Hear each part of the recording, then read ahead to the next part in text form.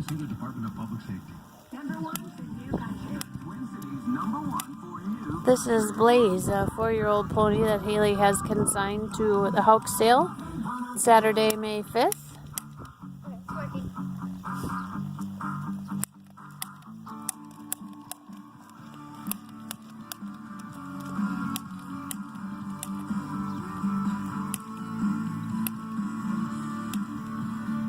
He rides good on the trails.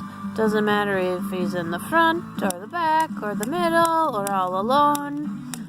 He is not herd bound or buddy sour. He's super friendly. Like if you go to the pasture, he's gonna come to you and want some attention.